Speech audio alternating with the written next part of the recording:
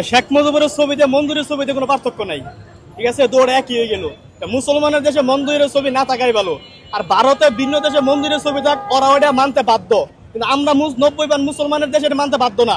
আমরা চাবো আমাদের ইমান নিয়ে বাঁচতে, এবং সরকার যদি আঙ্গরে এই অমুসলিমের কোনো কালচার চাপা দিতে বাধ্য হয়, আমরা তো মানতে বাধ্য না, কারণ আমাদের তো এটা ইসলামিক রাষ্ট্র, 90% মুসলমানের দেশ। তাহলে আমরা কেন টাকার মধ্যে মন্দির নিয়ে ঘুরবো? আগের টাকাটাই ভালো ছিল আপনার কাছে? আগেরটাই ভালো, শেখ মুজিবই ভালো, সমস্যা কি?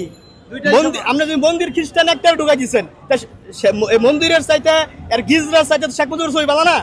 তাহলে আপনার পার্থক্যটা কি রইলো? আগে শেখ মুজিবুর ঢুকাইছে, এখন মন্দির ঢুকাইছে। আগে ছিলাম হয়তো বা মনে করেন প্রস্তাবনাথ, এখন বাথরুম ঢুকাইছে, এই নিয়ে পার্থক্য, আর কোনো পার্থক্য নেই।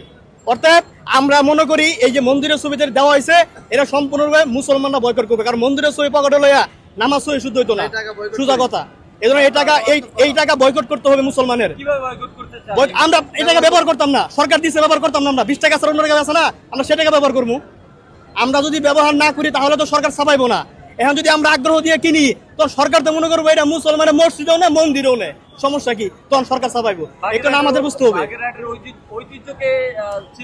ঐতিহ্য, মুসলমানের ঐতিহ্যের অভাব আছে? মুসলমানের ঐতিহ্যের অভাব আছে এই দেশে? হ্যাঁ, বাইতুল মুকাররম মসজিদ আছে, রাজশাহী কত 60 গম্বুজ মসজিদ বাদ দিলেন কেন? এটা কি ঐতিহ্য কম মুসলমানের? মুসলমানের ঐতিহ্য বাদ দিয়ে আপনি হিন্দুদের ঐতিহ্য ঢুকাইবেন কেন? ঢুকাইবেন। এখন হিন্দুরা বলতে পারে যে আমরা যেহেতু মুসলমান বসবাস করি, হিন্দুরা খ্রিস্টান, ঠিক আছে, তারা বসবাস করুক, কিন্তু তাদের কালচার তো আমরা মানতে বাধ্য না।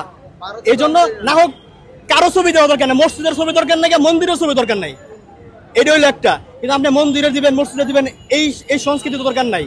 হয় মুসলমান ঠিক রাখেন, আর নাহলে কারো কালচার দোকানে দরকার নাই। বাংলাদেশের সংসদ ভবন আছে, সমস্যা আছে? সমস্যা নাই, সংসদ ভবন দেন সব জায়গায়, আমাদের কোনো সমস্যা নাই। কিন্তু আমাদের সমস্যা হচ্ছে যে সমস্ত বিষয়ে আমাদের ইমানে আঘাত লাগবে, ওই সমস্ত বিষয় আমরা মুসলমান হিসাবে মানতে বাধ্য না। অবশ্যই। আমি কি বললাম, বিগত বছর তো ওই যে বললাম, আপনি যদি আমার চাপাই দেন, কিছু করার নাই, আমার মানতে হবে। এখনো যদি এই সরকারও চাপাই দেয়, কিছু করার নাই, কিছু করার আছে? কিন্তু আমার তো ইমানে দায়িত্ব আছে, এটা বলার অধিকার আছে, তো অধিকার আছে না? গণতান্ত্রিক রাষ্ট্র না? আমি এটা বলতে পারি না আমার এটা পছন্দ না? আমি এটা বলতে পারি, তো আমি এটাই বললাম। এখন আমি বললাম, রাষ্ট্রের ভালো লাগলে ভালো, রাষ্ট্রের খারাপ লাগলে রাষ্ট্রের খারাপ। অবশ্যই আমি সবারটা বলি না, আমি একজন মুসলমান হিসাবে আমি 20 টাকা নোট বয়কট করতে চাই, কারণ 20 টাকা নোটের মধ্যে আপনি মসজিদও বাদ দেন, মন্দিরও বাদ দেন, সংসদ ভবনের ছবি দেন, কারো কোনো আপত্তি নেই, সোজা হিসাব।